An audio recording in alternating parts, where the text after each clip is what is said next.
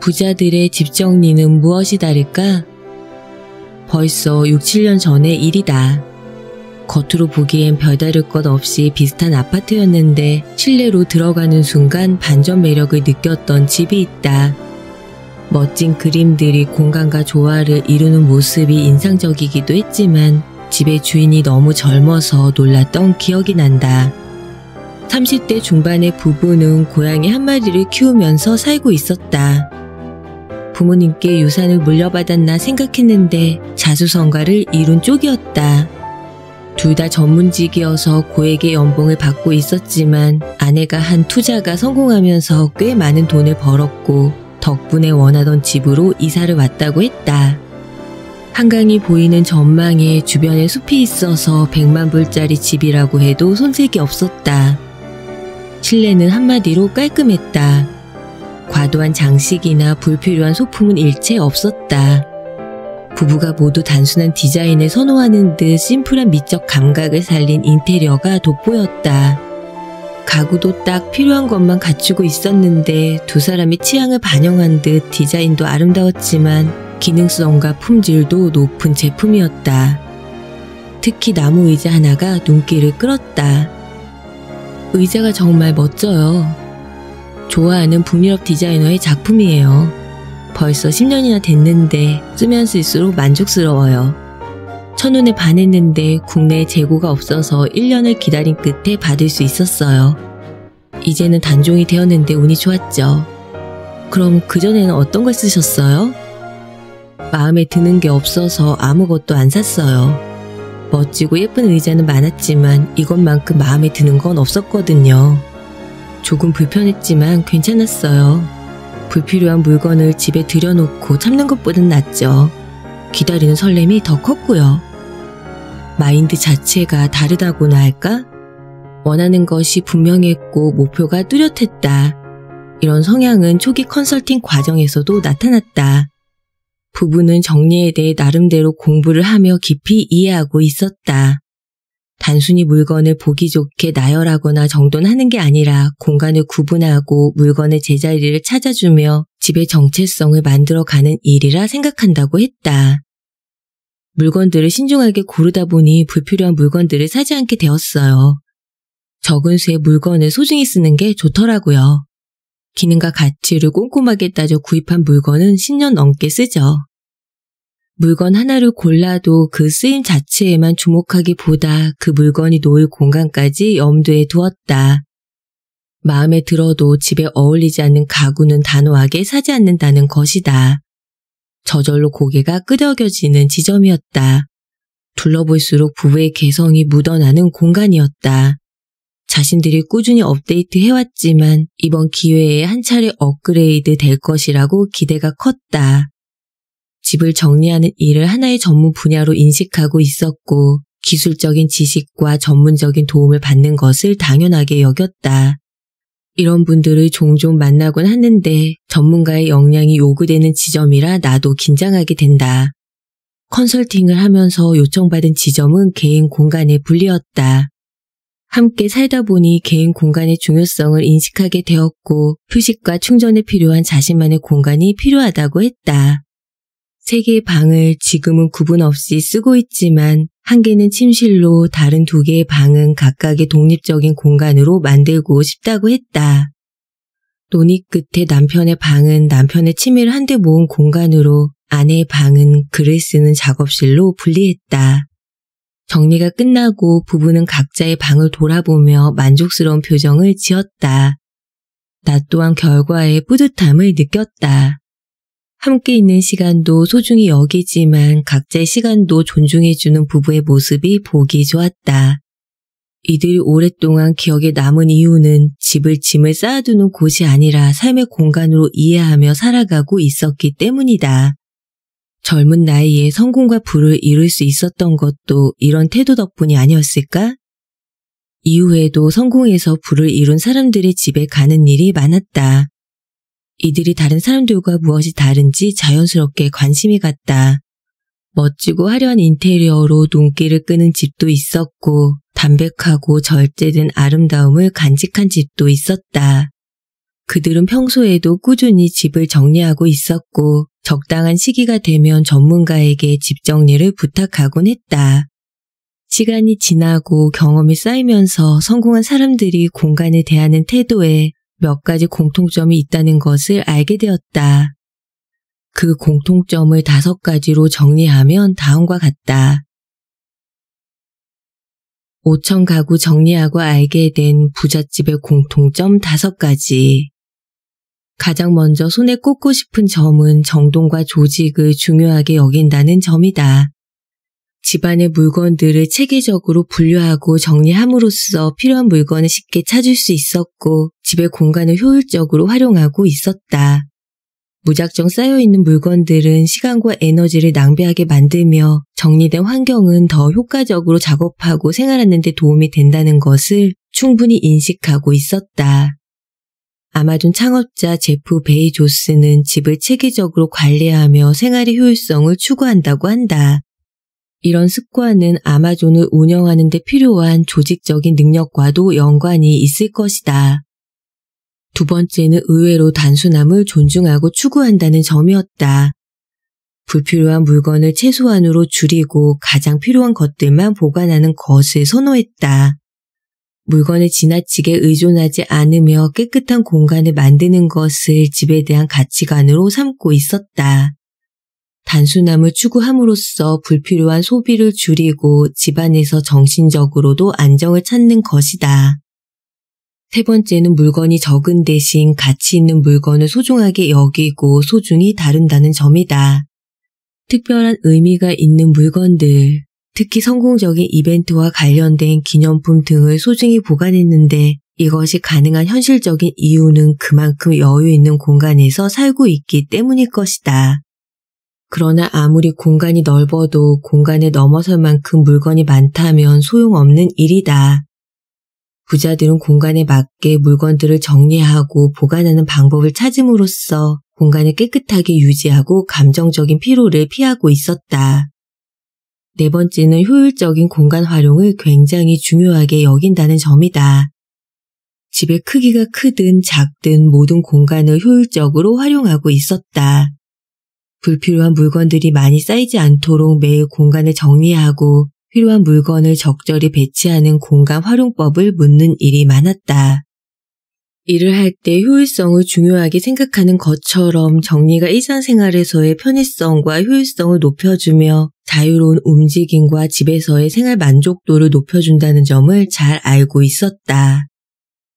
마지막으로 이들에게 집이라는 공간은 미래를 위해 준비하는 장소라는 점이다.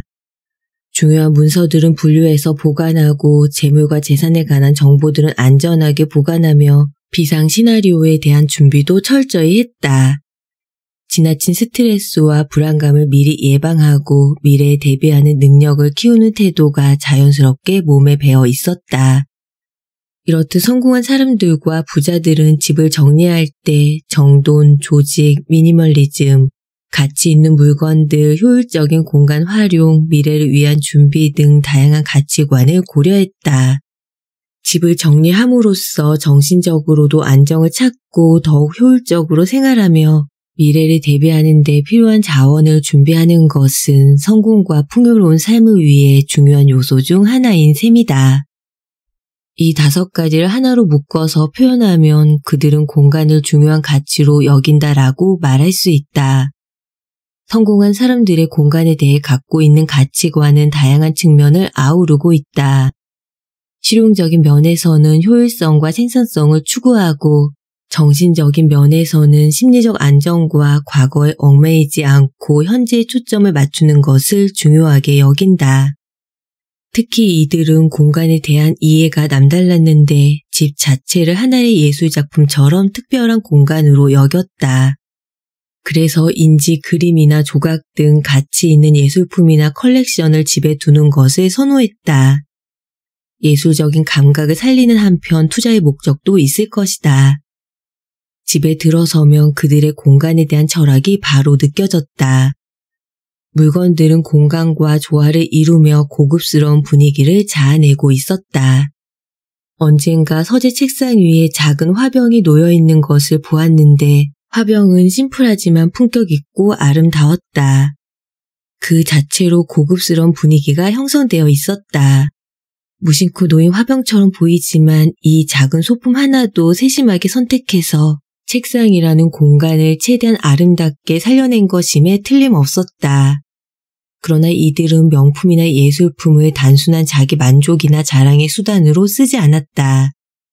가치 있는 것에 대해 진정한 애정과 관심을 가지고 작품들을 집안의 특별한 장식으로 활용했다.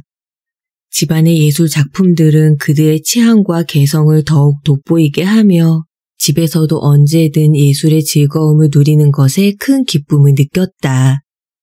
가진 돈을 생각하면 무엇이든 살 수 있을 듯한데 오히려 그런 것을 경계하는 것처럼 보일 정도였다. 과도한 물건으로부터 집을 지키고 보호한다는 인상마저 풍겼다. 그들은 공간에 적절한 가치를 부여하는 법을 알고 있었다. 집안 곳곳에 있는 물건들은 의미가 있었다. 물건마다 삶의 인연에 대한 특별한 이야기를 갖고 있고 그들의 가치를 인정받았기 때문에 집에 두게 된 것이다. 한 기업의 대표이사로 은퇴한 분은 20년 가까이 써온 책상을 여전히 아끼면서 쓰고 있었다. 임원으로 승진했을 때 산 물건이라고 했다. 관리를 잘 하면서 쓴 흔적이 그대로 보였다. 이 책상을 아들놈이 탐내고 있는데 어림없지. 내가 10년은 더 쓸 거니까. 그는 호탕하게 웃으며 책상을 어루만졌다. 일하는 동안 이 책상 위에서 얼마나 많은 결정을 내렸을까? 얼마나 많은 불면의 밤을 보내며 남모를 한숨과 고민을 토로했을까? 물건도 감정을 느낄 수 있다면 그의 책상은 그의 영광과 고독을 누구보다 깊이 이해하고 있을 것 같았다. 이들은 값비싼 물건을 척척 소비하는 것보다는 진정으로 소중한 물건들을 선택하고 소유하기를 선호했다. 또한 물건들을 감상하며 즐기기 위한 공간도 잊지 않았다. 각 물건들은 어지러움이나 혼돈을 느끼지 않도록 세심하게 배치되어 있었다. 집안 곳곳에는 작은 컬렉션들이 있었는데 이들은 그들의 취향과 가치관을 반영하고 있었다. 이런 모든 것이 집 정리를 단순한 작업으로 보지 않는다는 증거였다. 그들은 집 정리를 중요한 일로 생각하고 있었고 정리라는 행위와 과정을 통해 자신의 가치와 아름다움을 표현하고 싶어 했다. 이들의 집은 그들의 마음과 정성이 깃든 특별한 공간이었다. 각 공간은 그들의 삶의 이야기를 담고 있었고 방문자들에게 특별한 경험을 선사해 주었다. 그들의 집은 단순히 큰 돈을 써서 꾸민 화려한 공간이 아니었다. 가치관과 삶의 철학을 담고 있는 총체적인 공간이었다. 이들의 공간 정리는 그들의 삶을 더욱 의미 있게 만들어 주었고 현재를 살아가는 데 큰 영감을 주었다. 그들의 공간이 보여주는 것처럼 그들의 삶 또한 품격과 섬세함으로 가득한 시간일 터였다. 부자들의 집을 정리하면서 발견한 또 한 가지 중요한 사실은 빛이었다. 그들은 자연광과 조명이 미치는 영향을 잘 알고 있었다. 자연광은 활력을 불어넣고 조명은 분위기를 조성하는 데 중요한 역할을 한다. 자연광과 조명을 신중하게 고려해서 쾌적하고 편안한 공간을 만들어내는 것이다. 집안의 조명을 스마트하게 관리하는 이들도 있었다. 인공지능 기술을 활용하여 자동으로 조도를 제어하고 절전 효과를 극대화하며 편안하고 효율적인 생활을 추구했다. 공간의 빛이 중요한 이유는 단지 사물을 밝게 보기 위해서만은 아니다. 부드럽고 온화한 빛은 화목한 분위기를 조성한다. 분위기 좋은 카페에서 대화가 잘 되는 이유 중에 하나가 적절한 조명 덕분이라는 것을 아는가?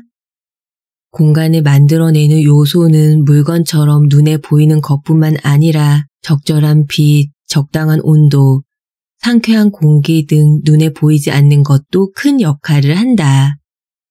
세계적인 투자자인 워런 버핏의 집은 가족들과의 모임과 대화를 위한 편안하고 따뜻한 분위기를 가지고 있다고 한다. 소통을 중요하게 여기는 자신의 가치관을 집에서부터 실천하고 있는 셈이다. 이처럼 부자들은 집을 정리하고 꾸미는데 정확한 계획과 가치관을 지니고 있는 경우가 많다. 정리와 체계화는 물론 자연광과 조명의 영향, 화목한 가정 분위기와 소통에 이르기까지 부자들이 집을 정리할 때 고려하는 요소들은 그들의 가치관과 밀접한 연관이 있는 것이다.